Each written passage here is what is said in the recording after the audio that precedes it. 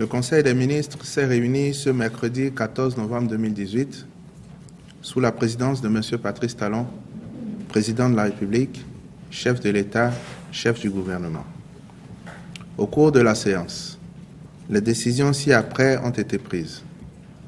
Au titre des mesures normatives, transmission à l'Assemblée nationale pour autorisation de ratification de l'accord de prêt signé entre la République du Bénin et le Fonds de l'OPEP pour le développement international OFID dans le cadre du financement partiel du projet de réhabilitation du corridor Cotonou-Niamey, section Bérouboué-Malanville. Ce prêt d'un montant de 13 200 millions de francs CFA obtenu du Fonds de l'OFID vient compléter celui de 65 10 millions de francs CFA déjà disponible obtenu de la Banque islamique de développement en avril 2018. Le gouvernement vient ainsi de boucler le financement du projet de réhabilitation de ce corridor long de 169 km 400. Le chantier prend notamment en compte les travaux de génie civil des lots 1, Bérouboué, fleuve Gouba-Fari, long de 148 km 600, et lot 2, fleuve Gouba-Fari, Malanville, long de 20 km 800. Les travaux de terrassement et corps de chaussée, revêtement, assainissement et drainage, entretien et construction d'ouvrages d'art, signalisation et éclairage, puis équipement de sécurité routière. De par sa dimension socio-économique, le chantier intègre également les travaux connexes que sont l'aménagement de 65 km de pistes en terre, la construction de 15 salles de classe, la construction de 2 centres de santé, la construction de 8 marchés, la réalisation de 10 forages, la réalisation de 5 retenues d'eau, la construction de 52 latrines, la construction de 4 800 mètres linéaires de clôture de bâtiments administratifs et scolaires. Les ministres concernés sont instruits de suivre le processus de ratification et d'accomplir les formalités requises pour l'entrée en vigueur du prêt, de même que pour l'exécution du projet à bonne date. Le Conseil des ministres a par ailleurs adopté les décrets portant approbation des statuts de l'Agence nationale de la sécurité des systèmes d'information ANSSI, organisation des instances de gouvernance des programmes et projets numériques en République du Bénin. Au titre des communications, rapport de l'évaluation nationale des risques de blanchiment de capitaux et de financement du terrorisme en République du Bénin. Une évaluation nationale des risques de blanchiment de capitaux et de financement du terrorisme a été réalisée sous la coordination de la Cellule nationale de traitement des informations financières CENTIF. Le présent rapport a permis d'identifier et de comprendre les menaces et les vulnérabilités auxquelles notre pays pourrait être confronté en matière d'infractions liées au blanchiment de capitaux et au financement du terrorisme dans l'ensemble des secteurs vitaux de l'économie nationale. Sur la base de ce rapport, il sera élaboré le document de stratégie nationale de la politique de lutte contre ces phénomènes, assorti d'un plan d'action, lequel permettra de mettre en œuvre les recommandations formulées. Celle-ci porte sur les risques liés au blanchiment de capitaux, au financement du terrorisme et à l'inclusion financière. Les actions à engager aideront à corriger, atténuer, voire maîtriser les risques identifiés.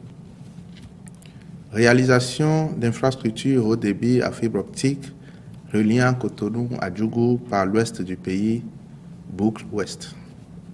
Le Conseil des ministres avait autorisé lors de sa séance du 8 février 2017 la réalisation du projet de développement de fibre optique supplémentaire et une partie du projet de déploiement de 2450 km de réseau d'accès fibre.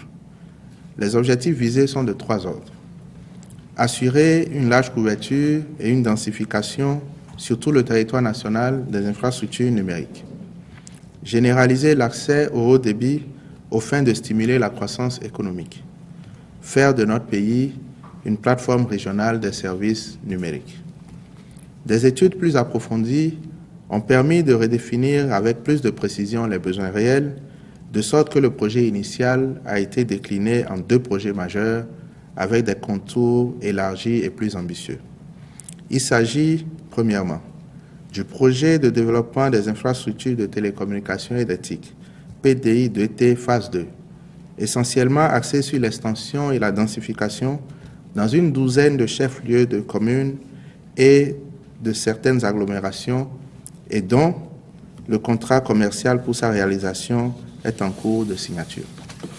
Deuxièmement, du projet redimensionné de la boucle ouest en vue de sécuriser la partie sud du réseau et de déployer la fibre optique dans la partie ouest du territoire national partant de Cotonou vers Djougou.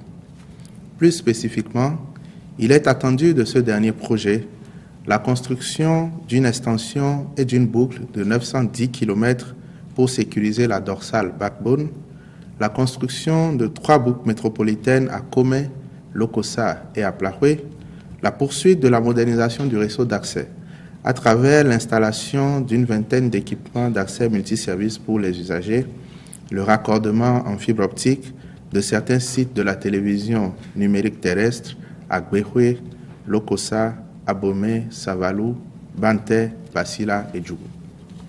Tenant compte de la volonté du gouvernement d'apporter en urgence le haut débit dans les zones numériquement enclavées de l'ouest du territoire national, et en raison des délais de mobilisation de financement pour un projet de cette envergure, le Conseil a autorisé les négociations directes avec le groupement Action et Bouygues Énergie et Services.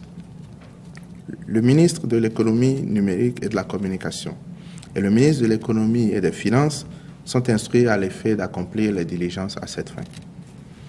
Mission de contrôle technique en vue de la garantie décennale et de réalisation des études géotechniques du projet de création et de développement des équipements culturels et touristiques des pôles touristiques Abomey, Alada, Ouida et Porto Novo.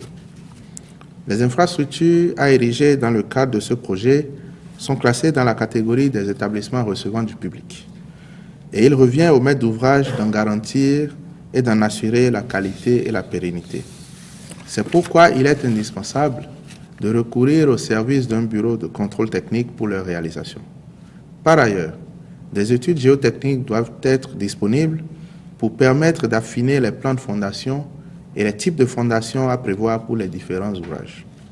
Les consultations effectuées ont permis de retenir la société Socotec Africa et le Centre national d'études et de recherche en travaux publics CNRTP, respectivement pour le contrôle technique et pour les études géotechniques. Compte rendu des travaux du comité chargé de la définition des mesures nécessaires à la revalorisation du secteur des communications électroniques en République du Bénin. Le ministre de l'Économie numérique et de la Communication a rendu compte au Conseil des conclusions des travaux du dit comité. En prenant acte de ce compte-rendu, le Conseil des ministres l'a instruit de veiller, en relation avec l'autorité de régulation des communications électroniques et de la Poste, ARCEP Bénin, à la mise en œuvre des orientations de la réforme du marché des communications électroniques ainsi qu'il suit. Mise en place d'un encadrement tarifaire, gestion des impacts des services de contournement OTT par les moyens propres de chaque opérateur, contrôle de l'obligation d'investissement dans les réseaux et d'innovation dans les offres de services par les opérateurs. Au titre des rencontres et manifestations internationales, le Conseil a autorisé l'organisation à Cotonou, du 20 au 23 novembre 2018, de la réunion plénière conjointe du réseau des autorités centrales et des procureurs de l'Afrique de l'Ouest contre le crime organisé WACAP et du réseau interagences en matière de recouvrement des avoirs pour l'Afrique de l'Ouest à Rinois. La participation du Bénin au 8e sommet Africité à Marrakech au Maroc du 20 au 24 novembre 2018. Au titre des mesures individuelles, les nominations suivantes ont été prononcées. Au ministère de la Défense nationale, sur proposition du ministre, chef d'état-major général des forces armées béninoises, contre-amiral Patrick Jean-Baptiste Aho. Au ministère de la Justice et de la Législation, sur proposition du ministre et après avis favorable du Conseil supérieur de la magistrature, juge au tribunal de première instance de première classe de Cotonou, M. Norbert Kempli Agassuno. Je vous remercie.